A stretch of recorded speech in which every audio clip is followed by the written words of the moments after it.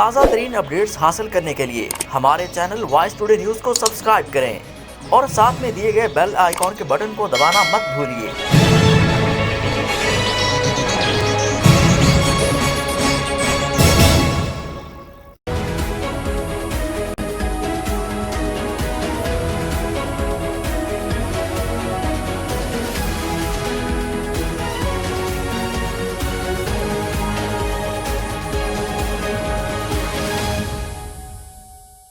بسم اللہ الرحمن الرحیم۔ ناظرین حاضر خدمت ہیں پروگرام آواز کے ساتھ۔ میں ہوں فرید اللہ چودھری اور میرے ساتھ سینئر تجزیہ کار ہیں انجم سرائی صاحب۔ آج ہمارے موضوعات میں شامل ہے کہ ایک حکومت نے نیا سلسلہ شروع کر دیا ہے۔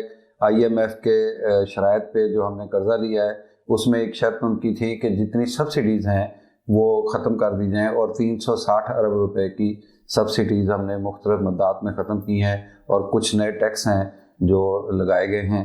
اس پہ ہم آج سیر اثر گفتگو کریں گے۔ اور کل ہی ایک اور ہوا ہے نیا سلسلہ کہ 95 پیسے کے قریب فی یونٹ بجلی بڑھانے کا بھی عندیہ دیا گیا ہے، جس سے بجلی کی جو قیمتیں ہیں آئندہ آنے والے مہینوں میں شاید 30 سے 35 روپے فی یونٹ تک چلے جائیں۔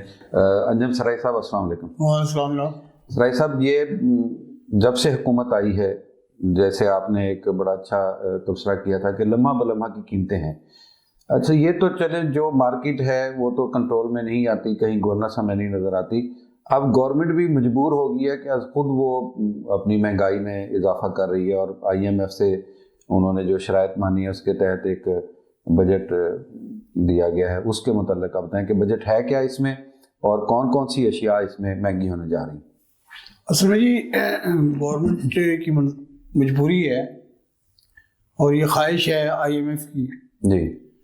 اور IMF سے جب آپ پیسے لیتے ہیں، قرض لیتے ہیں، جی، اور یہ بات بھی بالکل ایک مقصد ہے کہ ماننے کی بات ہے کہ کوئی پہلی دفعہ کوئی حکومت پاکستان کی IMF کے پاس نہیں گئی، ہماری سابقہ حکومتیں بھی جاتی رہی ہیں، لیکن اس بار بڑی کڑی شرائط ہیں IMF کی۔ اور اس کڑی شرائط میں جیسے عمران خان صاحب نے، میں پچھلے دنوں ایک دیکھ رہا تھا کہ عمران خان صاحب سے منسوب ایک ٹکٹ چل رہا تھا کہ جب ہم قرض لیتے ہیں تو ہمیں اپنی سیکیورٹی میں بھی کمپرومائز کرنا پڑتا ہے۔ جی، انہوں نے گفتگو کی وہ کہتا ہے۔ تو یہ جو مسائل ہیں ہمارے الجھے ہوئے مسائل، ہماری اسٹیٹ کے، ہمارے ملک کے، ہماری قوم کے، خاص طور پر جو ہماری معیشت ہے، وہ بڑی معیشت جو ہے وہ انتہائی دگردوں ہے، اور انتہائی بری حالت ہے معیشت کی۔ سمجھ میں نہیں آ رہا کہ سچا کون ہے اور جھوٹا کون ہے، لیکن جو نظر آ رہا ہے، جس نیچ پہ ہم پہنچ گئے ہیں، اس میں تو ایسے ہی نظر آتا ہے کہ ہم لوگ شاید کوئی ہوا میں رہے ہیں پچھلے سالوں میں، جو ہماری معیشت جو ہے نا اس انداز میں کولیپس کر گئی۔ تو باقی اب جو یہ ہمارا جو منی بجٹ ہے، یہ IMF کی یعنی خواہش کے مطابق ہے، اور IMF کی شرائط کے مطابق جی ہم مجبور ہیں کہ ہم وہ سب کچھ کریں جو IMF چاہتا ہے۔ اب آپ اندازہ کریں کہ ہم نے 1 ارب ڈالر جو ہے نا جی وہ IMF نے ہمیں دینا ہے، اور اس کے لیے ہم نے تقریباً 2 ارب ڈالر کے جو ہے نا ہم نے ٹیکسز لگوائے ہیں ہماری اس حکومت نے، یعنی اب 360 ارب روپے کی ٹیکسز جو ہے نا اس منی بجٹ کے حوالے سے ہماری قوم پہ پڑے۔ اور اس میں اب یہ ایک علیحدہ بات ہے کہ ہماری حکومت کہتی ہے جی یعنی عام آدمی پہ اس کا اثر نہیں پڑے گا، ہم جو ہے نا جی وہ عام آدمی کے جو مسائل ہیں اس میں اضافہ نہیں ہوگا۔ لیکن آپ نے دیکھا کہ اس منی بجٹ کے بعد جو ہماری بجلی کے ریٹس میں اضافہ ہوا بہت زیادہ، اور اس کے بعد جو پھر ہمارے جو فیوڈل چارج میں جو چارجز ہیں اس میں جو ہم ایڈجسٹمنٹ کر رہے ہیں، یعنی اگر ایک بندے کا FPA 1 لاکھ کے آ رہا ہے، بل جو ہے وہ 1100 ہے تو وہ 3500 روپے کا بل جو ہے نا وہ پے کر رہا ہے۔ اب میرے اپنے ڈرائیور جو ہیں، میرے ڈرائیور کے جو اس دفعہ اس میں ماہ کا بل تھا وہ 1100 کے قریب ہے، اور اس کی جو ادائیگی ہے وہ 3500 روپے اس میں، وہ ٹیکسز اس میں شامل ہو گیا، FPA شامل ہو گیا، جو فیول ایڈجسٹمنٹ کی مد میں جو ہے نا وہ سارا معاملہ ہو رہا ہے۔ تو اسی طرح ہماری جو ادویات کی جو قیمتیں ہیں وہ بھی بڑھیں گی، ہماری اشیاء خرد و نوش بھی بڑھے گی، ٹریکٹر اور بیج کی جو ہے نا جی وہ بھی پرائس میں اضافہ ہوگا، تو یہ کہنا تو موبائل فون کا جو 100 روپے آتا تھا اس میں سے 20 روپے 21 روپے کٹے گئے. تقریباً ہمارے یہاں جو ہماری جو چھوٹ تھی، ٹیکسز کی چھوٹ تھی، وہ جو واپس ہوئی ہے، ختم کی گئی ہے، اس سے تقریباً جنرل جو ہمارا ٹیکس ہے وہ تقریباً 17.5% بن گیا ہے. اب ہر چیز میں 17.5%، تقریباً 150 اشیاء ہیں جس میں وہ جنرل سیلز ٹیکس جو ہے نا لگایا گیا ہے، اور وہ تقریباً 17.5% ہے. اب یہ بتایا کہ جب ماچس تک مہنگی ہوگی، آپ کی ماچس تک جو ہے نا وہ مہنگی ہوگی ہے. ابھی آپ یہ دیکھیں، اب توانائی جو ہے اس میں جو ہماری سبسڈی ختم ہوئی ہے، جیسے میں بتا رہا تھا آپ کو، اس میں آپ دیکھیں کہ ہماری جب توانائی کی قیمتیں بڑھیں گی، بجلی کی قیمت بڑھے گی، پھر ہماری پیٹرول کی قیمت بڑھے گی. یہ وہ اساس ہے، بنیادی چیزیں جس سے ہر قیمت بڑھ جاتی ہے. جی ہاں، ہر قیمت بڑھ جاتی ہے. تو یہ دیکھا جائے تو یہ ایک ضرورت ہے. اب کیا کہا جا سکتا ہے؟ ہمیں لگتا ہے کہ ہمارے وسائل جو ہیں ہمارے اور اخراجات جو ہیں ان میں بڑا فرق ہے. اب اخراجات کو پورا کرنے کے لیے ہماری حکومت سوائے اس کے کہ وہ قرض لے IMF سے، اس کے پاس کوئی دوسرا راستہ نہیں ہے. اب ٹیکس جو ہے وہ اب اس دفعہ جو ہے وہ 6,000 ارب روپے جو ہے وہ ٹیکس کلیکشن ہے، لیکن وہ ہماری جو IMF صاحبہ ہے وہ جناب اسے تسلی نہیں ہو رہی. اس میں تو دیکھیں جو کاروباری طبقہ ہے یا جو جن کو ٹیکس دینا چاہیے، بڑے لینڈ لارڈ ہیں، ان پہ ٹیکس ہے کوئی نہیں. اور یہ انڈائریکٹ ٹیکسز سے آپ نے وہ تو ہر آدمی دے رہا ہے. لیکن ابھی آپ یہ دیکھیں کہ سب سے بڑی بات ہوتی رہی ہے ہمارے ملک میں. اب ہمارا ملک زرعی ملک ہے نا جی. اب زرعی ملک میں ہمارے یہاں زرعی ٹیکس نہیں ہے بھی تو بڑا نامینل ہے. نہیں، اب وہ زرعی ٹیکس جو ہے جن کے پاس ہزاروں ایکڑ رقبے ہیں، یہاں کوئی محدود تو ہے نہیں کہ یہ آپ کے یہاں کوئی گزارا یونٹ میں تقسیم ہوئے ہیں.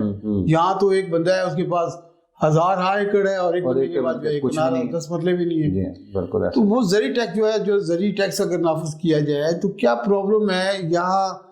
اچھے ان لوگوں کو ریلیف دیا جائے، اچھے بیج پرووائڈ کیے جائیں، اچھی سبسڈی دی جائے، بجلی جو ہے نا انہیں میں کہتا ہوں مفت دیں آپ، پیٹرول انتہائی کم قیمت میں تھے، زراعت کو آپ بڑھائیں اور پھر ان سے ٹیکس. ہاں جی. اور وہ دیکھیں وہ معیشت کی ریڑھ کی ہڈی ہم کہتے ہیں اپنی زراعت کو، اور زراعت کا عالم یہ ہے کہ کسانوں کو کھاد تک نہیں مل رہی. پیپل پارٹی آج لاڑکانہ میں اور صحیح میں زراعت پہ پراپر توجہ نہیں ہے، توجہ ہے نہیں. اب جب پراپر توجہ نہیں ہے، جو آپ کی پروڈکٹ ہے اس کو آپ جو ہے نا بہتر طریقے سے اس کو ہم سنبھال ہی نہیں پا رہے، تو پھر ظاہر ہے جب ہم نے گندم بھی باہر سے منگوانی ہے، ہم نے جناب آئل بھی باہر سے منگوانا ہے، ہم نے دنیا کی ہر چیز باہر سے منگوانی ہے، پھر آپ یہ تو آپ کا اپنی جو چیزیں ہیں وہ آپ نے باہر بھیج دینی ہے، اور پھر باہر سے دوبارہ اپنی چیزوں کو یہ دیکھیں المیہ کیسا رہا ہے. پھر یہ کیا کیفیت ہے کہ آپ زرعی ملک ہوتے ہوئے چینی بھی باہر سے منگوائیں، آپ گندم بھی باہر سے منگوائیں، آپ دالیں بھی باہر سے. گندم آپ باہر بھیج دیتے ہیں، ہاں جی، وقت پہ چلی جاتی ہے گندم باہر، پھر اس کے بعد وہی گندم جو ہے وہ زیادہ پیسوں میں ہم جو ہے نا انہیں وہ کر رہے ہوتے ہیں، امپورٹ کر رہے ہوتے ہیں. تو یہ بیسیکلی بنیادی طور پر ہمیں سوچنا چاہیے. اچھا، یہ کیوں ایسا ہو رہا ہے؟ اس میں آپ کس کی نااہلی سمجھتے ہیں؟ کوئی حکومت چلے، نئی تبدیلی کا نعرہ تھا، نااہلی آپ کی اور میری تو نہیں ہے نا. ہاں نہیں، لیکن اس میں بیوروکریٹ بیٹھے ہوئے ہیں، کوئی کنسلٹنٹس ہیں، کوئی لوگ ہیں. اصل میں بنیادی بات یہ ہے، میں سمجھتا ہوں کہ ہمارے ہاں ترجیحات کا فقدان. جی، ہمارے ہاں ہم ہوم گراؤنڈ اسٹڈی نہیں کرتے کہ ہمیں کس وقت کیا چیز چاہیے.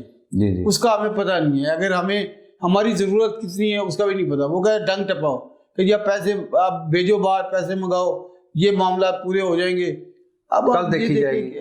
یہ صورتحال جیسے ہم کل بات کر رہے تھے کہ جی اب ڈیزل نہیں تھا تو وہ گاڑیاں پوری مشینری کھڑی رہی، کتنا بڑا سانحہ پیدا ہو گیا. تو یہی حالات ہیں ہمارے.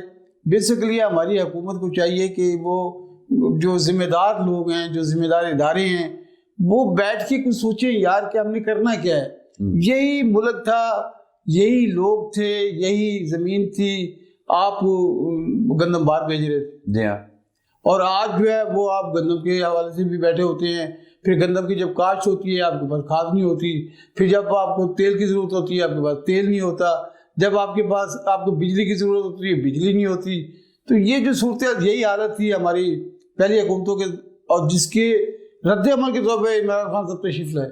جی ہاں جی ہاں. یہ رد عمل تھا. اب تو وہ لوگ کہتے ہیں کہ اب وہ وہی صورتحال اسی کا ایک تسلسل ہے. اس سے تو ابتر ہوگی سر, اس سے تو مینی فولڈ کی ابتر ہوگی یہ صورتحال. تو اس میں ہمیں یہ چاہیے کہ ہماری حکومت اور ہمارے ذمہ دار اداروں کو یہ چاہیے, ایک تو یار یہ ہمارے جو حکومتی حجم ہے نا اس کو تھوڑا کم کرنا ہے. ضرور. آپ سمجھتے ہیں کہ بیوروکریسی بھی کم ہو. ہمارے یہاں جو ایک بے تحاشا ادارے ہیں, اب یہ ایک زراعت کے ادارے کو لے لیں, اس میں آپ دیکھ لیں کتنے ہی زراعت کے ادارے ہیں, 7-8 محکمے ہیں باقی. اسی طرح آپ ایجوکیشن کو لے لیں کہ بے شمار دفاتر. اچھا بے شمار دفاتر ہیں اور کام کچھ نہیں ہے. کام وہی ہے جو پہلے ایک بندہ ہوتا تھا وہ کام کرتا تھا. جیسے اب ہمارے ہاسپٹلس میں دیکھ لیں, جب ہمارا ایک ایم ایس ہوا کرتا تھا, ایک ڈاکٹر ہوا کرتا تھا, لوگ زیادہ مطمئن تھے. اب بے تحاشا ڈاکٹرز ہیں, کام نہیں ہو رہا ہوتا, اور لوگ جو ہے لڑائی ہوتی بڑے ہے, مایوس احتجاج ہو رہا ہوتے ہیں, ان کو وقت پہ جو ہے علاج اور ادویات نہیں ملتی. تو ضرورت یہ بات ہے, اس بات کی ہے کہ ہمارے جو ذمہ دار ادارے ہیں وہ ہوم ورک کریں, اس پہ سر جوڑ کے بیٹھیں کہ یار کس وقت ہمیں کیا ضرورت ہے, کتنی ضرورت ہے, ہمیں نے اس ضرورت کو کیسے پورا کرنا ہے. اور سب سے بڑی ترجیح یہ ہونی چاہیے کہ ہم اپنے وسائل میں اپنی چادر میں پاؤں پھیلائیں. اگر ہم اپنے وسائل کو, یعنی ہم کہتے ہیں کہ ہمارے اخراجات تو ایسے ہونا جیسے ہم کوئی بڑے بہت زیادہ ترقی پذیر ممالک میں سے ایک ہیں, ترقی یافتہ ممالک میں ان کے بھی. اور یار ابھی تو ہم ترقی پذیر پہ ہمیں تھوڑا سا وہ ہونے لگ گیا ہے, ذرا شک ہونے لگ گیا کہ ہم کہیں اور پیچھے تو نہیں آ رہے ہیں. آگے ہیں پیچھے. اب تو یہ جو صورت ہے, اچھا پھر ہماری جو اپوزیشن ہے معذرت کے ساتھ, اس کی بھی کوئی ترجیحات نہیں ہے یار. ہمیں تو سمجھ نہیں آ رہی کہ ہم نے قسم اٹھائی ہوئی ہے کہ یار ہم نے ایک دن نہیں چلنے دینا.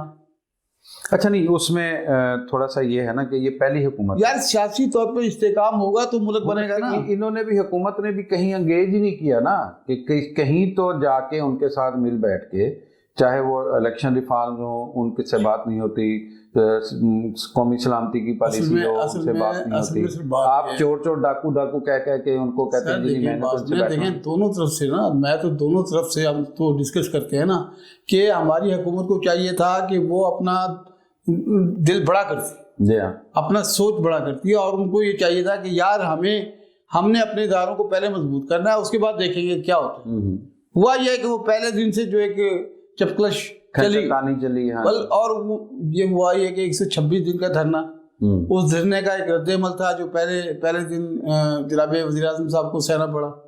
اب اس میں وزیر اعظم صاحب کا جذباتی پن میں آ جانا, اور اس نے کہا جی میں نہیں چھوڑوں گا, وہ میں نہیں چھوڑوں گا جو ایک ترجیح بنی, اور وہ یہ ہوا کہ وہ کوئی بھی نہ اپوزیشن اور نہ ہماری حکومت کوئی پازیٹیو کام میں سمجھتا ہوں نہیں کر سکتی. اچھا, اب یہ آپ کیا سمجھتے ہیں کہ کیا میئر کرنے چاہیے گورنمنٹ کو اور اپوزیشن کو؟ یار گورنمنٹ اسٹیبلٹی, پولیٹیکل یار ہمیں دیکھنا, ہمارے کچھ نکات تو ایسے ہونے چاہیے جس میں ہم سب ایک ہوں, کچھ نکات تو ہو نا. نہیں, اس کو اپوزیشن نے تو باقاعدہ حکومت کو یہ کہا تھا کہ مساق جمہوریت ہم نے کر لیا تھا, آئے مساق معیشت کرتے ہیں. اب تو مساق جمہوریت اور مساق معیشت اور وہ سارا جو تھا وہ اس وقت کسی نے نہیں سوچا. آج جو حکومت کہہ رہی ہے کہ جی ہم بیٹھنا چاہ رہے ہیں, آپ کے وزراء کے بار بار بیان آتے ہیں کہ آپ اپوزیشن کے ساتھ بیٹھنا چاہتے ہیں. اب اپوزیشن کو جو ہے نا وہ لگتا ہے کہ پر لگے, اب اپوزیشن اس طرف نہیں آ رہی. اب اس میں عام آدمی کا کیا قصور ہے یار؟ نہیں, اب بھی وہ جو جس طرح وہ چاہ رہے ہیں نا حکومت, اس طرح کوئی سیریس ایفرٹ کہیں نظر نہیں آتی کہ وہ انگیج کریں بنیادی ایک دوسرے کو نیچا دکھانے کی. یہ تو اچھا رویہ ہے, یہ رویہ اچھا نہیں. برا بھلا کہنے کی سیریس رواداری. عوام کے مسائل پہ دیکھنا, ابھی آپ یہ دیکھیں کہ ہماری اپوزیشن دھاڑ کرتی رہی کہ جی 360 ارب روپے کے ٹیکسز آ رہے ہیں, یہ آ رہا ہے, وہ آ رہا ہے, بلکہ اس کے اپنے بندے نہیں تھے. یہاں تک انہوں نے کہا کہ جو اس کو ووٹ دے گا حکومتی یا اتحادی بینچوں میں وہ غدار قرار پائے گا. یہ تو اچھا, آپ مجھے بتائیں کہ ان کے اپنے بندے نہیں تھے غیر حاضر تھے. جی, وہ بل تو پاس ہو گیا کسی نہ کسی صورت. اگر اپوزیشن کے بندے ہوتے, ان کے نمبر پورے ہوتے تو بل کیسے پاس ہوتا؟ نہیں, پھر بھی کیونکہ مشترکہ جوائنٹ इलेक्शन था ना, उसका इजलास था, उसमें इस हुकूमत ने जब भी एक और जो हमारे यहाँ ना जी एक जाइंट इलेक्शन, उसमें इजलास बुलाते हैं सेनेट का और कौमी असम्बली का, उसमें जाके ये कानून साजी कर लेते हैं और चीजें बना लेते हैं, वरना अदरवाइज तो इनको अक्सरियत हासिल नहीं है, इनको टफ टाइम मिल जाता है। ये 18 बंदों की अक्सरियत थी भाईजान, 3-4 168 बंदे हुकूमत के थे, 100 जो है 50 जो बंदे थे वो आपकी अपोजिशन के थे, जो हाजिर बंदे थे। अब उसमें जो है वो तकरीबन कहते 14-15 के करीब जो है वो अपोजिशन के जो अरकान थे वो गैर थे। क्यों थे भाई? चले उन्होंने तो वोट देना नहीं था, लेकिन हाँ उनकी जिम्मेदारी बनती है कि वो पार्टी 2-4 बार गए होंगे ना, बाकी का तो वो कुछ पार्टिसिपेट होगा। ये देखिए मैं बोल रहा हूँ, ये हमारे यहाँ कोई मावराई किस्म के जो है ना ये हमारे यहाँ समझ नहीं आती, हमें समझ नहीं आती है। नहीं, वो समझ सारी कौम को भी है, हमें भी है। नाज़रीन यहाँ एक लेंगे छोटा सा वक्फा। सूरत हाल ये हो गई है कि जो अब इन्होंने 17.5% हमारे तजियाकार हैं उन्होंने बताया है कि माचिस से लेकर हर चीज उसको महंगी हुई है, और खास तौर पे बिजली, गैस और दीगर जो बिल है वो आम आदमी की पहुंच से दूर हो रहे हैं। अल्लाह ताला से दुआ है कि हुक्मरान और अपोजिशन इकट्ठे होके कौम के मफाद में अच्छे फैसले करें। छोटी सी ब्रेक के बाद आगे बढ़ते हैं।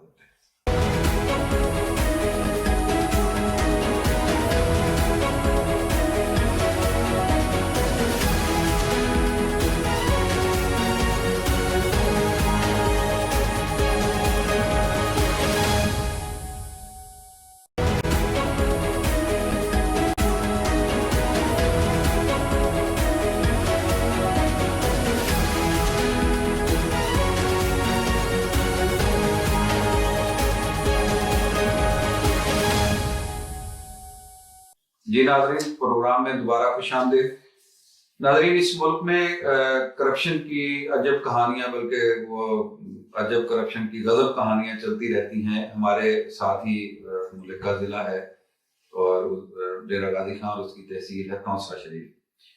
तौसा के आजकल जो हमारे वज़ीर आला बने हुए पंजाब के उस्मान बुज़दार साहब, उनके इलाका में एक हेडमिस्ट्रेस का स्कैंडल आया जिसने मुख्तलिफ नौकरियों बेचने में कोई 13 से 15 करोड़ रुपए के करीब ले लिए। ये किस्सा है क्या और ये कैसे सरफस हुआ, कैसे बना, इसका जायजा लेते हैं। जी सर, ये मामला क्या है? आप जरा पहले ब्रीफ कर देंगे ताकि हमारे नाज़रीन को पता लग जाए कि ये असल स्कैंडल क्या है। मामला कुछ भी नहीं है सर, ये रिवायत के मुताबिक है, हमारे यहाँ जो जैसी रिवायत चलती रहती है, और ये कोई नई बात नहीं है। जी। जब से जनाब बुज़दार साहब हमारे सीएम बने, मेरा ख्याल है आज से एक बरस पहले इमरान हमारे जो हैं क्या कहते हैं वज़ीर आज़म एंकर पर्सन है, और उनकी इमरान वीडियो भी आई थी जिसमें उन्होंने बड़े संगीन किस्म के इल्ज़ामात लगाए, और उन्होंने सबूत के साथ कि जी हमारे जो तौसा, डीजी खान और ट्राइबल एरिया में ट्रांसफर कर रही हैं, और जॉब्स के हवाले से बहुत से लोग जो है मैदान में सरकारी ज़मीनों पे कब्जा भी, वो ये सब कुछ खिदमात के लिए तैयार है, पैसे लेकर। तो अब ये जो बसरूम अनाब बुज़दार साहबा जो हैं, जो सीनियर एडमिनिस्ट्रेटर रही हैं सोकड़ की, और आजकल वो गिरफ्तार हो चुकी हैं, और उनके खिलाफ तकरीबन 9 मुकदमात इसी दौर में, इसी एक 15-20 दिनों में, यानी यही जो पिछले एक हफ्ते के दौरान। और कहने वाले कहते हैं कि वो मुकदमात भी जो है ना कोई ठोस, कोई मुश्किल दफात नहीं है, बड़ी आम सी दफात है, कोई इतनी मुश्किल नहीं है। तो उनकी एक वीडियो वायरल हुई जिसमें उन्होंने कहा कि जी मैं तकरीबन कोई 13 करोड़ और 34 लाख रुपए और मैं दे चुकी हूँ बुज़दार फैमिली के इंतहाई बड़े लोग। अच्छा। और जिन्होंने हरास करके, मुझसे हरास करके मुझे दबाव में लाकर, और मेरे साथ जो है जी मेरे बच्चों को अगवा, यानी ये वर्ड्स हैं उनके, मेरे बच्चों को अगवा करने के लिए उन्होंने मुझे थ्रेट किया, और मुझे थ्रेट किया गया। तो वो उन्होंने मुझसे 13 करोड़ 34 लाख लोगों की दिलवाने के लिए सरकारी मुलाजिम उनसे उन्होंने लिए, और जब हम ने उनसे तकाजा किया कि या तो हमें जो है ना वो जॉब दी जाए या फिर हमें पैसे वापस दिए जाएँ, तो फिर उन्होंने जनाब मुझ पे जो है ज़्यादा दबाव डालना शुरू कर दिया। और अब सूरत ये है कि मैं तो अपनी ज्वेलरी तक बेच चुकी हूँ, मेरे पास तो पैसे नहीं है। उन्होंने बाकायदा नाम भी लिए, अच्छा, कि कयूम बुज़दार साहब, सलाहुद्दीन साहब और नियाज बुज़दार, उन्होंने कहा ये लोग हैं जिन्होंने मुझसे पैसे लिए। उनका एक और बड़ा बंदा भी है जो इंतहाई सीएम साहब के बिल्कुल करीबी हैं, वो भी इस सारे उसमें अमल में शरीक था। अब पुलिस ने पर्चा उनके खिलाफ दे दिया उस वीडियो पे। हाँ, और उन्होंने कहा ये 2008 से ये एक ग्रोह है जो जॉब्स फरोख्त करने के सिलसिले में और जालसाजी में जो है लोगों से पैसे बटोरने के सिलसिले में ये मुताबिक है। और उनका ये एक खासा बड़ा ग्रोह है। यानी ये डीपीओ जो हमारे डीजी खान थे, उन्होंने जो प्रेस कॉन्फ्रेंस की, उन्होंने कहा 2008 से ये लोग अब ये जो मुजरमा है कुलसूम बुज़दार साहबा, वो डिस्ट्रिक्ट एजुकेशन ऑफिसर भी रही हैं 2-3 सालों में, और उसके बाद सीनियर एडमिनिस्ट्रेटर भी रही हैं और मुख्तलिफ जगहों पे पोस्टिंग तैनात भी रही हैं। अब हमने जो पता किया उससे ये मालूम हुआ कि 2008 से लेकर आज तक इनके खिलाफ कोई शिकायत नहीं है, ना कोई इनके खिलाफ कोई पर्चा है। वो खुद ही शिकायत उन्होंने की, वीडियो ना उनके खिलाफ कोई 2008 शिकायत है ना कोई पर्चा। इस वक्त तक जब उन्होंने वीडियो वायरल की उस वक्त तक कोई ना कोई उनके खिलाफ कोई शिकायत थी, ना इनके खिलाफ कोई पर्चा था। अब ये हुआ ये है कि पैसे तो जाहिर है वो खातून है, वो कहती है जी मैं मेरे जरिए से पैसे इकट्ठे किए गए हैं और इन लोगों ने वो दिए हैं मैंने, और इन लोगों ने जिम्मेदारी ली थी कि जॉब हम फराहम करेंगे। अब वो पुलिस कहते हैं जी हमने मुकदमा कर दिया है जनाब ये जो कुलसूम बुज़दार साहबा के खिलाफ, और हमने लैपटॉप और वहाँ कंप्यूटर और जाली जो है वो तकर्ररनामे वो जो सारे जो है वो उन्होंने दरियाफ्त किए। अब पता ये चला है कि इनके मोहतरमा के 2 साथी हैं महकमा एजुकेशन में। अच्छा, यामीन और तमकीन, यामीन शाह और तमकीन शाह। अब यामीन एक यानी ये सारे वो लोग थे जो पैसे इकट्ठे करने में जो इनका हाथ जी वो सारे थे। अब यामीन ने एक बंदे की नौकरी लगवाई हुई है। अच्छा, अब जिस बंदे की नौकरी लगी है उस बंदे के जो तकर्री आर्डर थे, जॉब के ऑर्डर थे, वो दिखा के वो लोगों से पैसे वसूल करता है कि देखिए हमने एक लगा दिए बाकी भी लगे। लेकिन सर जो ये कोई नया इल्जाम तो नहीं है ना, ये जब से अभी आप और मैं भी हम इसी फील्ड में हैं, हमने भी मेरा ख्याल है कि शायद सुना ही होगा, कहीं ना कहीं जिक्र किया होगा क्या हो रहा है। अब ये नौकरियां बेचने का और तकर्रियों का और ट्रांसफर्स के पैसे, ये एक आज की कहानी नहीं है। जी हाँ, ये कहानी शुरू से हमें सुनने में जी आ रही है, हमें सुनने में ऐसी बातें।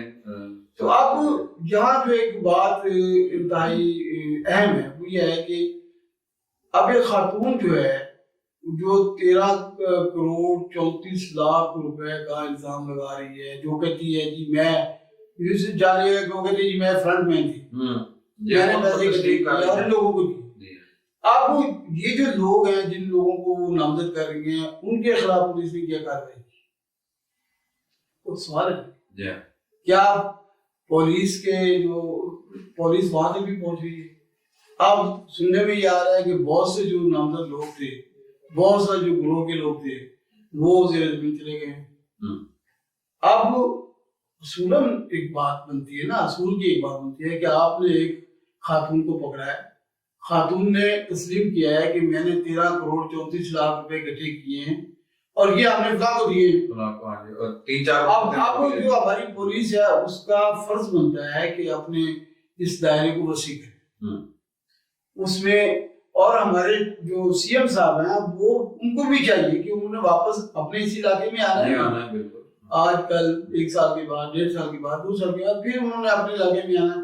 اگر اتنے بڑے الزامات ان کی فیملی کے ممبرز پر ہیں اور یہ کہانی جھوٹی ہے تو انہیں جھوٹا ثابت ہونا چاہیے. ہاں جی، اور صحیح ہے نہیں ہونا چاہیے. ہمارے یہاں کی پولیس کا جو طریقہ کار ہے وہ بڑا ایک عجیب سا بن گیا ہے. پولیس مقصد ہے کہ ہمارے یہاں کسی قانون کے اور کسی اصول کو تو میرا خیال ہے کہ بہت اپنا قانون ہے. ہمارے یہاں لیا میں ایک پیچھے دنوں واقعہ ہوا کہ ایک بستی شاہ نواز کا ایک بوڑھا شخص ہے 84 سالہ بابا ہے مریام، وہ مختلف اداروں میں کام کرتا ہے، ریلوے کا ریٹائرڈ ملازم ہے. مظفر گڑھ کی پولیس آئی رات 1 بجے اور اس کو اٹھا کے لے گئی بابے. کیوں لے گئی؟ انہوں نے کہا کہ آپ کا بیٹا اور آپ کا پوتا ہمیں مصروف ہے. اس نے کہا نہ میرے پاس بیٹا ہے نہ پوتا ہے، یہ گھر پڑا ہے دیکھنے آپ میرے پاس کچھ نہیں ہے. اور میں نے 2007 میں اس بیٹے سے لا تعلقی کا اخبار بھی دیکھا. انہوں نے کہا یار ٹھیک آدھا کرے لیکن تو ہیں دادا نا، تو ہیں کیوں نا تو جو وہ 84 سالے بابے کو اٹھایا 12 کی شام کو اور وہ جناب 4 دن وہ مظفر گڑھ بغیر کسی جرم کے، نہ کوئی ایف آئی آر میں اس کا نام تھا، نہ اسے کسی مجسٹریٹ کے سامنے پیش کیا، نہ اس کا کوئی میڈیکل کرایا. 4 دن وہ بابا بیٹھا رہا. ایک دن تو بابے کے لوائکی کو پتہ نہیں لگا کہ بابا کو کون لے گئے. دوسرے دن پتہ چلا کہ وہ مظفر گڑھ ہے. وہ بندے گئے بچے جیسے ہمارے یہاں رواج ہوتا ہے، کوئی مل رہا تھا کچھ لین دین کر کرا کے وہ بابے کو واپس لے آئے. آپ مجھے یہ بتائیں کہ کوئی ہے کچھ نہیں والا. اچھا اس میں وہ ظاہر ہے جس کا نام ظاہر نہیں کر رہے لیکن وہ کہہ تو رہی ہے نا ایک بڑا آدمی بھی ہے. نہیں انہوں نے کچھ نام دیے بھی ہے نا، نام دے کے ایک بڑے کا کہا ہے اصلاح الدین صاحب. یار اب میں سمجھتا ہوں کہ ہمارے جو پولیس کی جو ذمہ دار ہیں وہ باقاعدہ اسی طرح پریس کانفرنس کریں گے یار ہم نے ان کا بھی کیا ہے، یار بے گناہ ہے، گناہ گار ہیں. یہ کنفیوژن جو ہے یہ تو ایک سوچ پیدا کر دیتی ہے کہ یار جو بااثر لوگ ہیں وہ قانون سے ماورا ہے اور جو قابو آ گیا وہ قابو آ گیا. اور ظاہر ہے وہ نزلہ وہ پانی نیچے کی. اچھا پھر وہ جو خاتون ہے، میں تو خود ایک بڑی عجیب سی بات ہے کہ ایک جو ٹیچر ہے یا کوئی چھوٹی آفیسر ہے، اب وہ اگر جب تک اس کو کوئی بڑا سہارا نہیں ملے گا اتنا بڑا وہ کام کیسے کرے؟ اور دیکھو سیدھی بات ہے کہ اتنا بڑا کام جب تک اس کو کوئی سہارا نہیں ملے گا، اس کے بیگ میں کوئی بندے نہیں ہوں گے، کوئی اس کو دینے والے کوئی بات دینے والے نہیں ہوں گے، کوئی آسرا دینے والے نہیں ہوں گے، کوئی حوصلہ افزائی کرنے والے نہیں ہوں گے. اب وہ کہہ رہی ہے پیٹ رہی ہے، اس کی ویڈیوز آئی ہیں، انہوں نے کہا 13 کروڑ 34 لاکھ روپے میں نے دیے ہیں فلاں فلاں بندوں کو. اب ان بندوں سے پوچھ رہو نا یار، اب اس کو پکڑ کے ڈال دیا. ٹھیک ہے ڈالو، بالکل صحیح بات ہے، اس نے غلط کیا ہے، اس نے اپنے اختیارات کا غلط استعمال کیا ہے، اس نے لوگوں کو دھوکہ دیا ہے، لوگوں کے پیسے کھائے ہیں. لیکن اب یہاں اربوں روپے ہیں لوگوں کے ذمہ، اربوں روپے. جی جی، اور وہ اکثر بینکوں کے تو معاف بھی ہو جاتے ہیں اور کوئی نہیں پوچھتا. لیکن ہمارے یہاں ہماری تو میرا خیال ہے کہ ہماری یعنی جو مطالبہ ہونا چاہیے اصولاً ہونا چاہیے کہ یار اس کیس کو اس انداز میں دیکھیں. کیا اس سے پہلے جب سی ایم صاحب روزگار صاحب سی ایم صاحب نہیں تھے، کیا اس سے پہلے بھی یہاں کوئی ایسے جاب کی وہ منڈی لگی ہے؟ سوچنے کی بات. جی ہاں، اگر نہیں لگی تو ان کے ہوتے بھی اگر لگی ہے تو ظاہر ہے یار کچھ نہ کچھ تو دال میں کالا ہے نا. جی ہاں جی ہاں. تو میں سمجھتا ہوں کہ اس تفتیش کو وسیع ہونا چاہیے اور اس کے ساتھ جو نامزد خاتون نے کیے ہیں جن کی وہ فرنٹ مین بنی ہیں ان کا بھی کچھ نچوڑا ہونا چاہیے کہ جناب وہ پیسے کدھر گئے اور کیا باقی اگر وہ غلط الزام لگائے تب بھی انہیں صاف ہونا چاہیے شریف آدمیوں کو.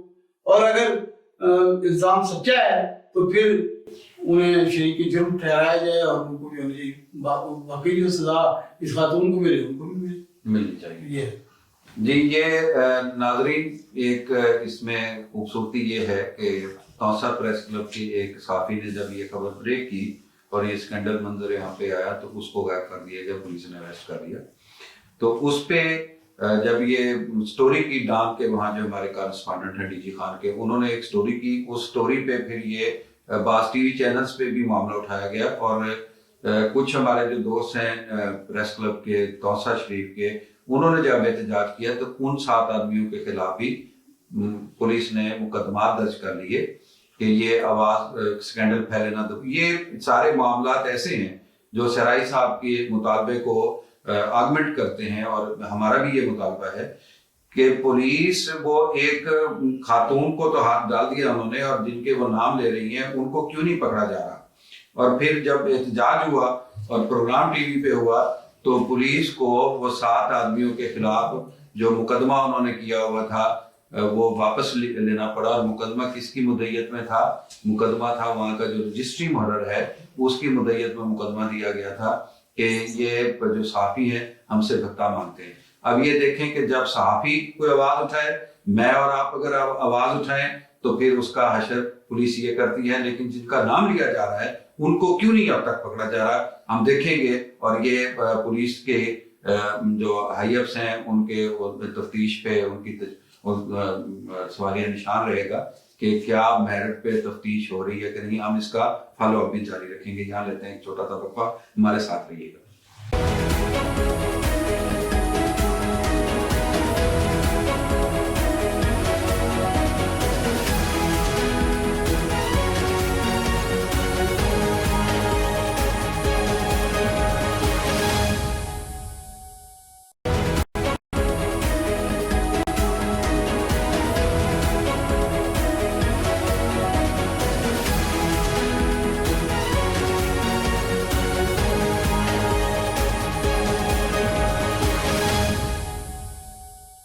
जी वेलकम बैक नाजरीन।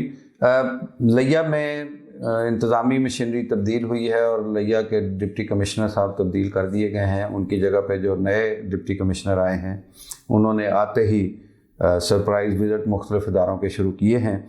पहले दिन वो आते हुए जब आए तो चुबारा में उन्होंने चुबारा अस्पताल का विज़िट किया। वहाँ डिस्पेंसर साहब डॉक्टर की जगह पे ड्यूटी कर रहे थे, डॉक्टर को मुअत्तल किया गया। फिर कल उन्होंने जो हमारे चीफ़ एग्जीक्यूटिव ऑफिसर हैं तालीम उनके दौरा किया। आज उन्होंने म्यूनसिपल कमेटी का दौरा किया है। तो हम बल्कि कल उन्होंने म्यूनसिपल कमेटी का दौरा किया था। इस सूरत पे इनमें हमारे तजिया कार जो अंजम सराई इन्होंने एक ट्वीट भी किया था और फेसबुक पे भी इन्होंने कुछ मशवरे दिए थे आने वाले डीसी साहब को। इनसे पूछते हैं कि सर आपने वो क्या मशवरा दिया था? मैंने आने वाले डीसी साहब को मशवरा नहीं दिया सर। अच्छा सर, सॉरी, मेरी क्या औकात है कि मैं किसी आने वाले और नाम नहीं, आप दर्द दिल रखने वाले हैं। मैंने एक ट्वीट ये जो किया था ना वो ये था कि एक हमारे डीसी साहब हुआ करते थे यहाँ, तो अच्छा दौर था, हम नौजवान थे, बहुत ज़्यादा हम भी आगे पीछे फिरा करते थे, मिला करते थे।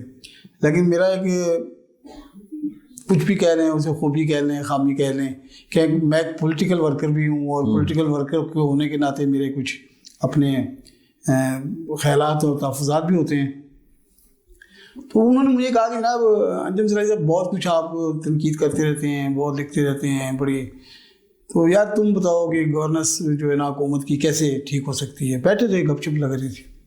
तो मैंने कहा हुकूमत की गवर्नेंस के बारे में तो एक बहुत बड़ा सवाल है और इसके सवाल के लिए तो बड़ा वक्त चाहिए, लेकिन आपके ऑफिस के हवाले से मैं कुछ बात कर सकता हूँ। मुझे पता है। मैंने कहा ये है कि आपका ऑफिस अगर आम आदमी के लिए उम्मीद बन जाए और इंसाफ की उम्मीद बन जाए और उसे ये हौसला हो कि मैं इस ऑफिस में जा रहा हूँ तो मेरी सुनी जाएगी, और वो मायूस और गिरफ्तार आदमी अगर आपके पास आता है साहिल और वो मुस्कुराता हुआ बाहर जाए इस उम्मीद के साथ कि यार अब मेरा जो जेन्युइन मसला है वो मेरा मसला हल होने की सुनवाई हो रही है, तो मैं समझता हूँ कि जनाब आपके बारे में बड़ी अच्छी राय बन जाएगी। लोग आपसे प्यार करेंगे, लोग आपको उम्मीद और इंसाफ के मरकज़ की हैसियत से देखेंगे। तो पहली बात तो ये है कि आप अपने दरवाजे ओपन करें और हर आदमी की सुने और हर आदमी को हौसला दें, और जो काम गलत हो तो कोशिश करें कि वो कह दें कि जनाब ये गलत है, ये नहीं हो सकता। ये अगर हो जाए हमारे ऑफिसर्स में तो एक बड़ी तब्दीली है। ये आम आदमी आम आदमी का मसला ये होता है कि वो इख्तियार इक़्तिदार तक पहुंच ही नहीं पाता। जी हाँ, दरमियान में बड़े वो खोटे रास्ते किए होते हैं। बिल्कुल बिल्कुल, बड़े बैरियर्स हैं। और दूसरे में मैंने कहा सर दूसरी बात जो है ना सर वो ये है कि हमारे यहाँ मैंने कहा मुझे ऐसे जो खुशामदी है ना उनसे आप बचें। हमारे यहाँ बहुत से लोग जो है ना जी वो अब आप आए, अगर आपको महसूस हो गया होगा कि बहुत से लोग गुलदस्ते लेके सेल्फियाँ बनवाते नज़र आते हैं और उनका कोई ताल्लुक नहीं होता। اب جو ڈی سی صاحب آ رہے ہیں, نئے ڈی سی صاحب آ رہے ہیں, اور میں اس ڈی سی صاحب کو دیکھے بغیر, پرکھے بغیر, بغیر ملے, بغیر ان کی کارکردگی دیکھے, میں اگر خوش آمدید کہہ رہا ہوں اور میں کلاپے ملا رہا ہوں, دس از رانگ. بندے کو سوچنا چاہیے افسر صاحب کو کہ یار یہ جو بندہ بیٹھا ہوا ہے یہ مجھے کیوں اتنا اونچا اڑا رہا ہے, بھائی اس کا کیا مقصد ہے, کیا ضرورت ہے اس کی. میں نے کہا جی پھر وہ آپ سے تصویریں بناتے ہیں اور پھر وہ انصاف برائے فروخت کے اشتہار بن جاتے ہیں, لوگ وہاں تک اپروچ کرتے ہیں, وہ آپ کے اور عوام کے درمیان میں ایک رستہ ہوتا ہے. اور میں نے کہا تیسری بات یہ ہے کہ آپ گھر سے نکلیں بغیر شیڈول کے. آپ کا شیڈول پتہ نہیں ہونا چاہیے بندے کو کہ یار آج صاحب نے جانا کہاں ہے. آپ کسی آفس میں چلے جائیں, وہاں آپ کو پتہ چل جائے گا اس کی حاضری کا بھی, اور اس کا جو ہی آپ 5 7 10 آپ آفس وزٹ کر لیں گے تو میرا خیال ہے کہ ہمارے آفس کے جو لوگ ہیں وہ بھی سیدھے ہو جائیں گے, آفس بھی آباد ہو جائیں گے, اور وقت پر جو ہے نا حاضری بھی 100% ہو جائے گی. تو میں نے چونکہ وہ ایک پرانی مجھے یاد آیا کہ ڈی سی صاحب تشریف لا رہے تھے, اور ان میں نے انہیں دیکھا کہ انہوں نے آتے ہوئے, میں نے پڑھا, آپ نے بھی پڑھا ہوگا کہ آتے ہوئے وہ بغیر شیڈول کے چبارہ ہاسپٹل میں چلے گئے. اب چبارہ ہاسپٹل میں جانے کے بعد انہوں نے ظاہر ہے انہوں نے اپنا ڈرائیور بھیجا, جاؤ جی جا کے چیک کرواؤ. آگے ڈسپنسر صاحب بیٹھے ہوئے تھے, ڈرائیور صاحب اپنے ڈاکٹر صاحب تو تھے نہیں کھانا کھانے, تو ان کے جانے کا یہ ایک اثر ہوا. دیکھیں آپ, ان کے جانے کا ایک اثر ہوا کہ یار یہ جو صاحب آ رہے ہیں یہ کچھ مختلف مزاج کے ہیں. اچھا پھر رات کو پھر وہ چلے گئے کوٹ سلطان چلے گئے. پھر آپ دیکھیں کہ کوٹ سلطان میں جو میں نے ان کی جو ویڈیو دیکھی ہے اس میں وہ بڑی اوپن بات کر رہے ہیں. وہ کہہ رہے ہیں یار جو کچھ ہے بتاؤ لوگوں کو, ہمارے پاس ہے, اگر نہیں ہے تو تب بھی بتاؤ, پھر بتاؤ. یہ کیا بات ہے کہ ڈاکٹر نہیں ہے, ڈسپنسر لگا ہوا ہے, یا دائی لگی ہوئی ہے, یا بڑی معقول بات ہے. اچھا اس کے بعد آپ کے ہاسپٹل میں چلی. اچھا پھر سب سے بڑی بات مجھے یہاں آج ہمارے ٹی ایم او ہوا کرتے تھے, آپ کے بھی دوست تھے, ہمارے بھی دوست تھے, زبیر بھٹو صاحب, مجھے یاد آ گیا کہ وہ صبح صبح اپنا ٹریک سوٹ پہنا کرتے تھے, اور وہ صبح صبح گلی محلے میں اور سڑکوں پہ وہ ہمیں نظر آیا کرتے. سیر بھی ہوتی تھی اور گلیاں محلے بھی تقریباً صاف ہوتے, حاضری بھی موقع پہ جا کے لیتے. کل آج میں نے جو ڈی سی صاحب کی جو ہمارے اپنے شہباز نقوی صاحب محمد حسین, تو شہباز حسین نقوی صاحب جو میں نے دیکھی تو مجھے بڑا اچھا لگا. اس لیے نہیں کہ میں جا کے کل ان سے ملوں گا, پتہ نہیں ان کے شاید ٹینیور میں بھی ہماری ملاقات نہ ہو, یہ ممکن نہیں ہے. اور اگر کبھی صافی ملیں گے تو ہمیں بھی ہو جائے گا یہ اعزاز حاصل کہ ہم ملیں. لیکن اصل سروسز یہی ہیں سر کہ جب ذمہ دار آدمی یہ محسوس کرے کہ میں نے کام کرنا ہے, اور لوگوں کو نظر آئے, لوگوں کی مت نہیں ماری ہوئی ہوتی کہ لوگوں کے بارے میں منفی انداز میں سوچتے ہیں یا بولتے ہیں. اگر آفیسرز ہمارا کام کریں, آفیسرز ہمارے لیے سوچیں, ہمارے دکھ درد میں شریک ہوں, یار ریاستی نمائندے ہیں, ہمارے اپنے لوگ ہیں نا یہ, تو پھر میں سمجھتا ہوں. اسی طرح وہ سی او ایجوکیشن میں چلے گئے. لیکن یہاں میں ایک چھوٹی سی بات کرنا, وہ سی او ایجوکیشن میں گئے نا تو وہاں ایک نائب قاصد بیٹھا ہوا تھا اور وہ ہیٹر چلا ہوا تھا, تو صاحب تھے نہیں. اب صاحب نے وہ نائب قاصد کو معطل کر دیا. یہاں تھوڑا سی مجھے تحفظ ہے. اب اصل بات یہ ہے کہ اگر نائب قاصد وہ ہیٹر لگا کے دروازہ بند کر کے باہر بیٹھا ہوتا, چونکہ ہیٹر تو چلتا ہے افسر کے حکم پہ نا جی, اور وہ آئے نہ آئے میں تھوڑی سی یعنی یہ جو اے سی چلتے ہیں یا ہیٹر چلتے ہیں یا جو ہمارے لائٹ جلتی ہے, یہ تو ہمارے آفیسرز جو ہمارے آفیسرز ہوتے ہیں, جو حکام بالا ہوتے ہیں, ان کا حکم ہوتا ہے کہ جناب آپ نے یہ چلا دینا ہے بھائی, اور آپ ہوں تو میرا ماحول کوزی ہو. ہاں, کیونکہ جب بھی میں آؤں, اب اگر اس بیچارے اس نائب قاصد نے ٹھنڈ سے ستائے ہوئے بندے نے اگر وہ خود بیٹھ گیا, وہ جلتے ہوئے اس نے اپنی مرضی سے نہیں جلایا. سب دیکھیں, اگر میں اپنے ملازم سے کہوں گا کہ اگر آپ نے ہیٹر نہیں جلانا تو وہ نہیں جلائے گا, نہیں جلائے, ٹھیک ہے نا. لیکن یہاں چونکہ یہ ہم نے سمجھا ہوا ہے, وہ یہ باپ کا مال شیر مادر سمجھا ہوا ہے ہم نے ریاستی وسائل کو, اور یہ ایک رویہ ہے. تو یہ میں سمجھتا ہوں کہ ڈی صاحب جو ہے نا یہ چھوٹے چھوٹے جو لوگ ہیں نا ان کو سمجھائیں اور بڑے لوگوں کو کھینچیں. بڑے جو ذمہ دار لوگ ہیں نا, اب اس آفیسر کے جو حاکم بالا ہے, وہ حاکم اعلیٰ ہے, اس کو پوچھیں بھائی آپ کے آفس میں یہ ہیٹر کیوں چل رہا تھا جب آپ نہیں تھے, اور اس کا بل آپ دے دیں ذرا. یقیناً مجھے 100% یقین ہے کہ ہمارے جو چھوٹے جو ملازمین ہیں یا عام جو ورکر جو مزدور لوگ ہوتے ہیں ان میں اتنا حوصلہ نہیں ہوتا. اگر ڈی سی صاحب نہیں کہیں گے اے سی چلے تو اے سی نہیں چلے گا. اگر ڈاکٹر نہیں کہے گا کہ جناب یہ ہیٹر چلے تو ہیٹر نہیں چلے گا. صحیح بات. اگر ایجوکیشن کا آفیسر جو ہے وہ ذمہ داری محسوس، اور ایجوکیشن کے آفیسر کو تو ذمہ داری محسوس کرنی چاہیے یار. ہاں جی بالکل. وہ تو لوگوں کے لیے ماڈل ہوتا ہے، لوگوں کو بتا رہا ہوتا ہے. تو یہ ایک اچھا عمل ہے اور میں سمجھتا ہوں کہ ڈی سی صاحب ماشاءاللہ ہمارے لیے ایک بہتر وہ جو ہے نا جی ایک آفیسر ثابت ہوں گے. لیا کے جو مسائل ہیں ہمارے آپ کو علم ہے، جو لیا میں ہمارے یہاں ریونیو بہت سے معاملات الجھے ہوئے ہیں. ہمارے یہاں ناجائز الاٹمنٹ، ناجائز ایڈجسٹمنٹ، یہ بڑی ایک شاندار کہانی ہے. اگر ڈی سی صاحب چاہیں تو اس کو بھی کبھی ملاحظہ کر لیں. ہمارے یہاں بوگس چیک ہیں سر. ہمارے یہاں دیکھیں نا غریب آدمی، ہم نے کل بھی بات کی، غریب آدمی نہ لینڈ مافیا ہوتا ہے نہ قبضہ مافیا ہوتا ہے. وہ تو بیچارہ کہیں اگر جگہ مل جاتی ہے تو بیٹھ جاتا ہے، نہیں تو چلا جاتا ہے.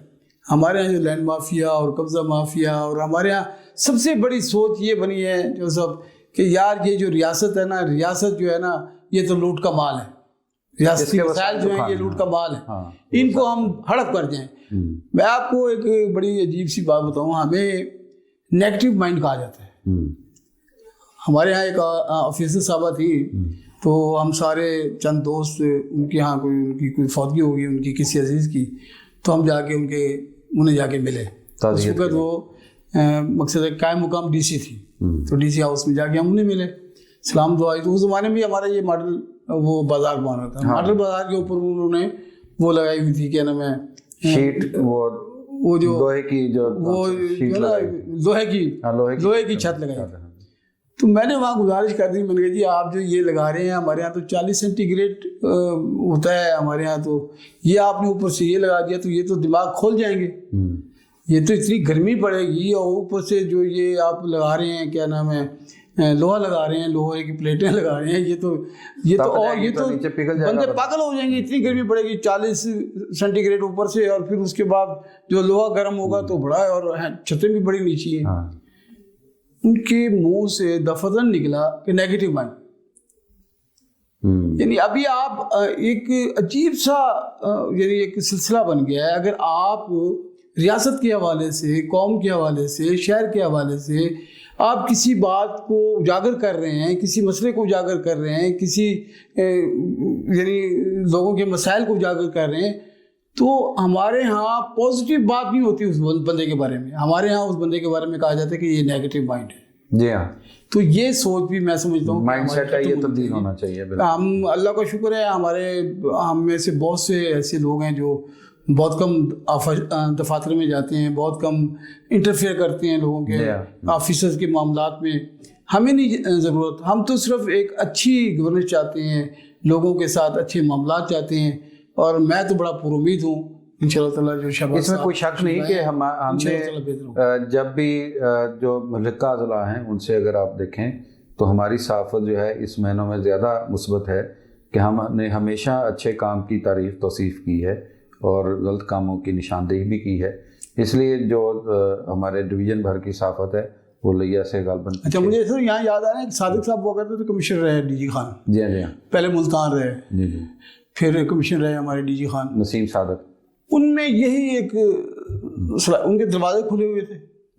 وہ اگر آپ نے انہیں میسج کر دیا نا جی، اس میسج پہ ایکشن ہو گیا. اچھا پھر میں نے ایک دفعہ ان کی ایک تصویر شیئر کی. وہ جب ڈی جی خان کمشنر بنے تو انہوں نے وہاں کے بلدیہ کے جو مقام تھے انہیں بلایا، اور ایک بہت بڑا گند کا ٹیلا تھا، اس پہ جا کے کھڑے ہو گیا. انہوں نے کہا جی اسے صاف کرو، صاف ہو گیا. بالکل ایسے ہی جیسے آج ہم نے تصویر دیکھی جناب ڈی سی صاحب کی کہ وہ ٹریک سوٹ میں اس گلی میں گئے ہوئے ہیں جس گلی میں دیکھیں آپ گند پڑا ہے اور بڑا گندا پانی پڑا ہے، جوڑ بنا ہوا ہے. اور یقین کریں اگر ڈی سی صاحب جو ہے نا جی پھرتے پھراتے پورا شہر کی جو چند گلیاں ہیں اور چند محلے ہیں تو چند ہیں جی. ہاں جی ہاں جی. ایک تو یہ ہوگا کہ ان کی ایک اچھی پی آر او بنے گی، لوگ ان سے ملیں گے، لوگ ان کو اپنے پراپر اپنے درمیان میں پا کے انہیں حوصلہ ہوگا. اور دوسری بات یہ ہے کہ جس گلی سے وہ گزر جائیں گے نا سر، وہ گلی صاف ہو جائے گی، صاف ہو جائے گی. بالکل وہ گند صاف ہو جائے گا. वहाँ आपका ये सेवरेज सूवरेज ये सारे साफ आप जो आपकी सेवरेज बंद होती है, जो आपका रोज हम कहते हैं जी थल हॉस्पिटल का सेवरेज बंद होता है, पानी क्यों होता है सर? वो नाली बंद होती है, उसमें इतना वो पड़ा होता है, कचरा पड़ा होता है, उस कचरे की भल सफाई होती नहीं है, पानी बंद हो जाता है, पानी फैल जाता है। बल्कि कल हम गए तो डीसी ऑफिस के जितने वो गमले पड़े हुए हैं, वहाँ पौधे हैं, उनकी वो काट छांट हो रही थी, मिट्टी तब्दील की जा रही थी। मैंने कहा चलें साहब नए आए हैं तो इनकी भी सुनी गई है। तो यानी हमें अच्छी उम्मीद रखनी चाहिए और उम्मीद है इंशाल्लाह ताला लोगों में लोग खुद भी काम करेंगे। अभी अगर डीसी साहब काम करेंगे ना सर इसी तरह, अगर डीसी साहब आवाज़ देंगे ना लोगों को, यार आओ यार मैंने ये गली मुझे साफ मिलनी चाहिए, तो यकीन करें लोग भी साफ करना शुरू कर दें। जी ज़रूर। यहाँ नाजरीन हमारे प्रोग्राम का वक्त ख़त्म हुआ चाहता है। कल हम गए थे नए डिप्टी कमिश्नर साहब से मिलने, 2-3 दोस्त, तो उन्होंने अपना जो दफ्तर है वो कॉन्फ्रेंस हॉल में लगा रखा था। हमें बहुत अच्छा लगा, वो सुन रहे थे साइलिन की गुफ्तगू सुन रहे थे, बड़े अच्छे तौर तरीके से उन्होंने अहकामात भी दिए। और उस दौरान एक उनको टेलीफोन आ गया, तो टेलीफोन पे जो उन्होंने बात की, उन्होंने ये कही कि अल्लाह ताला ने मुझे मौका दिया है और अगर मैं चंद माह या कुछ अरसा लिया में गुजार गया तो लिया के लोग मुझे याद करेंगे। इसी नेक ख्वाहिशात के साथ कि अल्लाह ताला आपको हिम्मत दे, हमारा तावन हमेशा आपके साथ रहा है। और लिया की प्रेस इस हवाले से बड़ी अच्छी है कि हमने कभी बेजा तनकीद नहीं की, ज़र सहाफ़त की तरफ हम लोग नहीं गए। अच्छे नाम के लोग हैं, अच्छे साफ़ी हैं, अच्छे कामों की ज़रूर कदर करते हैं और उसको तरवीज के लिए हम आपके शामिल हाल भी रहेंगे। अपना और अपने गिरदो नवा का ख्याल रखिएगा। अल्लाह निगहबान।